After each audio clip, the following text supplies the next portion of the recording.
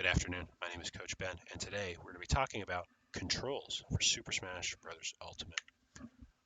We're going to be rolling through what the control menu is and where it's located, how to adjust some of these settings in those control menus, how to save those settings, and also we'll talk a little bit about tournament etiquette for creating and deleting control profiles in this game. So let's get started with the basics. Why are controls important? These games are a conversation between two players. All the stuff that's going on the screen is happening because players are giving commands to their characters in the game.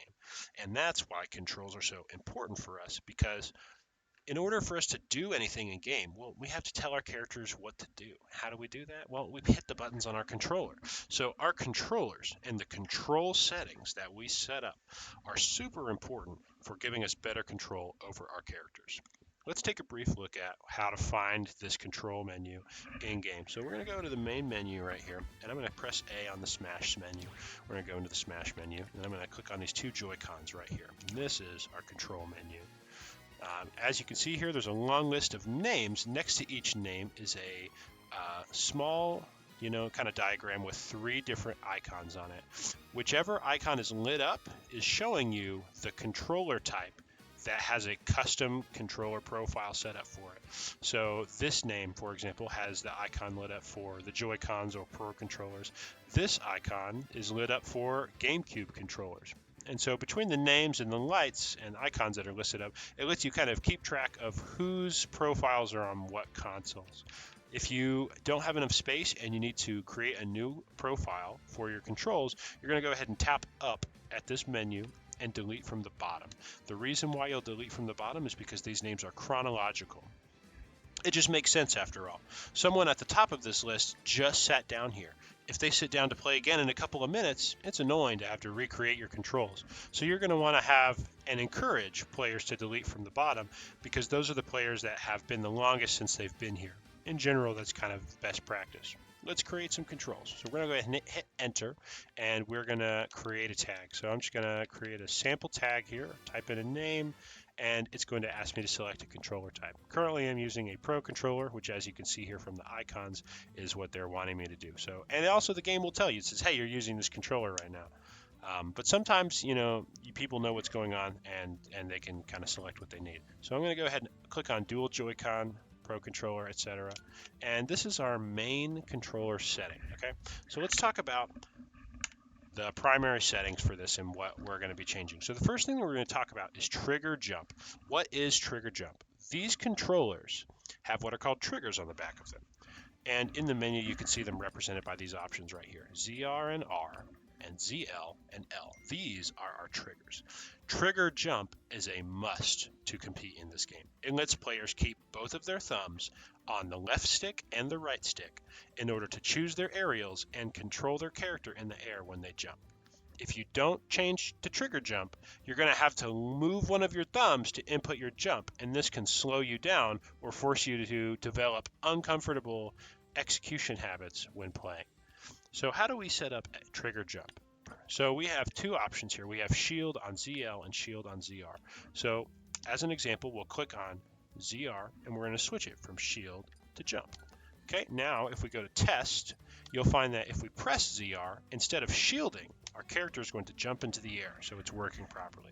This is great.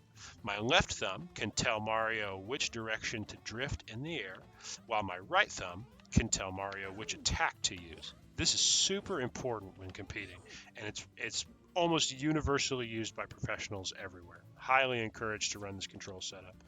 The next thing that we're going to be talking about is changing our right stick setting from smash attack to tilt attack. Now, tilt attacks are less powerful, less impactful moves, but unfortunately with the left stick, you have to slow down your execution in order to press them. Tilt stick is just a better way to have access to these moves. And so tilt stick is going to be the recommended options. Again, these are default ways to get players started into competing. So we're going to have trigger jump, and we're going to change our right stick attack to tilt attack from smash attack. Okay, let's talk a little bit about the obvious question of preference. Some players are going to prefer to shield with their left index finger. Some players will prefer to shield with their right index finger. That's totally fine. That is totally fine. Okay. This is left as a preference to the player. Left trigger jump, right shield is just as good as right trigger jump and left shield. Okay, it is totally down to user preference. So for this control scheme, let's say that this player prefers to shield with their left index finger. We will make their right index finger jump, and then we will make it tilt attack. Okay, their main settings are good to go. Now let's talk a little bit about our sub-menu settings. These are a bit more related to feel and touch. So we'll open up other settings. Rumble is user preference, leave it alone. Is generally fine. A/B Smash. This is a setting designed for players wanting to play Smash on one single Joy-Con that don't have all of the buttons of a full controller. This setting can cause unintended inputs for full controllers, so we're going to turn it off by default. The stick jump. This allows you to jump by flicking the stick upwards with your left stick. This is a legacy feature, and most of the time players are not going to find anything but frustration while they try to input moves and jumps come out by mistake. Leave this setting off unless the player is advanced and needs it to perform specific character techniques. Finally, we're going to adjust our stick sensitivity from normal to high.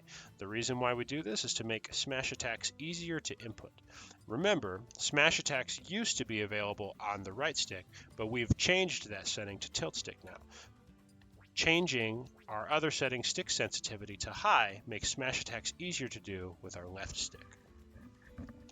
Now, let's talk a little bit about saving these controls. In this day and age, the most convenient thing that you can do is to go to this page and you pull out a smartphone and you just take a picture of these settings. Then you click on other settings and you take a picture of this too. And that way it's always on your phone, you always have it. Whenever you sit down at a console, it's super simple. You come in, you type in a name, you pick what controller type you want to set controls for, you set your controls. This way it gives you consistency and you play the same way every time, which is super important for improving over time. Now understand, it's going to take a couple of days to learn new control schemes. Be patient with yourself while your brain reroutes the hand memory and muscle memory that's going on for your hands. Okay, that pretty much concludes the subject. Appreciate you guys coming in for today's. You guys have a nice afternoon. Thanks very much.